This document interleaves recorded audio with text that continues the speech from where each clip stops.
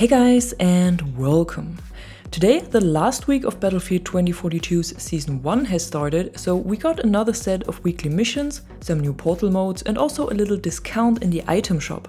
Just like every week, I'm gonna give you some tips on how to complete the missions and a short overview of the modes and items that were added. This week's missions are a bit more focused on vehicles again, and just as a little reminder, you only have 5 days to complete them this time and not 7 days as usual. Cause with Season 2 the weekly missions will always be added on Tuesday instead of Thursday, and since the new season already starts next Tuesday, the last week of Season 1 was cut a bit shorter.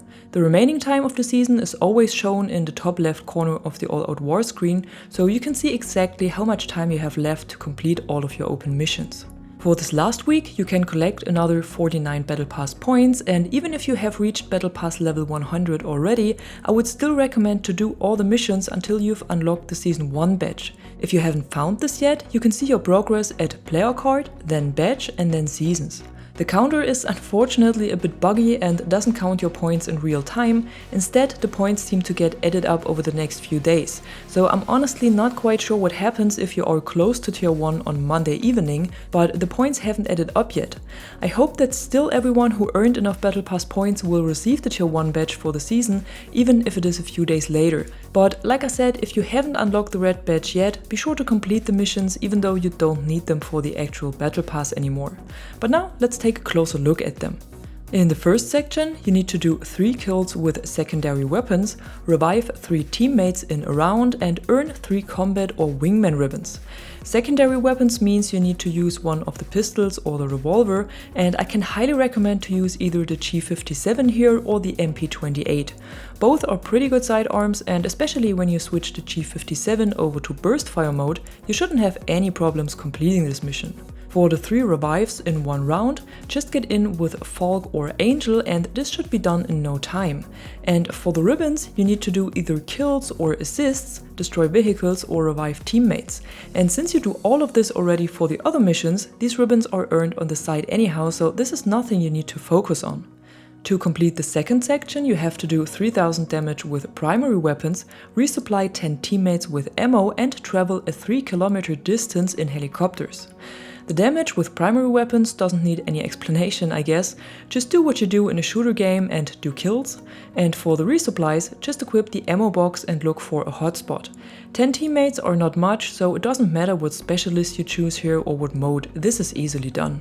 For the distance traveled in helicopters, I would recommend to get into the new portal mode All Out Superiority, where you always have access to different kinds of helis.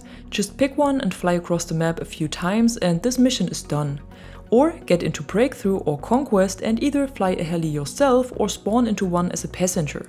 In general, I would recommend to complete this mission once you have the third section unlocked, cause here you will have to do 20 kills or assists with helicopters, so you can easily do these 2 missions together.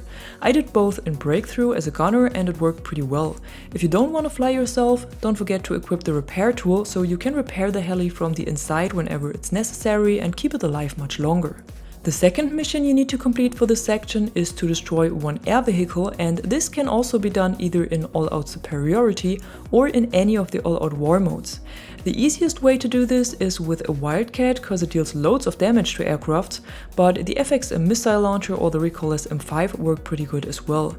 If you should be struggling with this, get in as RAW and hack the helis before trying to log on to them, so they won't be able to use their flares. And for the last bonus mission of the season, you simply need to capture or neutralize 6 objectives. This is easily done in any conquest mode and shouldn't be a problem if you know how to play the objective.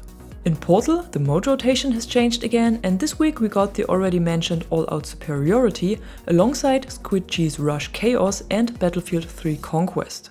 All Out Superiority has already been in the game a few weeks back, and it's a combination of ground and air superiority where you cannot spawn in as infantry but only with a ground vehicle or an aircraft, or you spawn as a gunner on a teammate's vehicle. If you still need to do some of the older vehicle missions or you want to rank up some of your tanks and helis, this might be the best mode for it. Squid G's Chaos was also in the game before, and it's a 128 player rush mode with different settings, a faster movement speed and limited access to specialist abilities and gadgets. When you love total chaos, this is the mode for you. And if you are more into old classic modes and maps, try out Battlefield 3 Conquest that is a normal 64-player mode on the 2 Battlefield 3 maps, North Shore Canals and Caspian Border. How the portal modes will change in Season 2 is not known yet, cause during Season 1 and also in the pre-season, it was always on Mondays and Thursdays.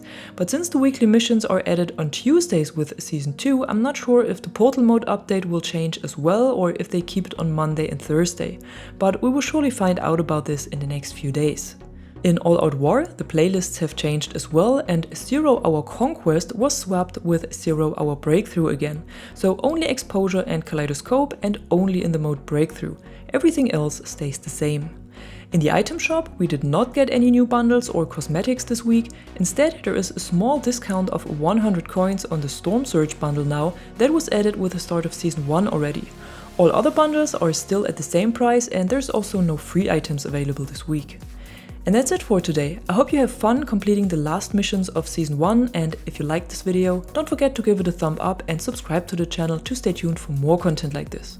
Until then, thanks for watching. I'm the Catwoman, and you are awesome.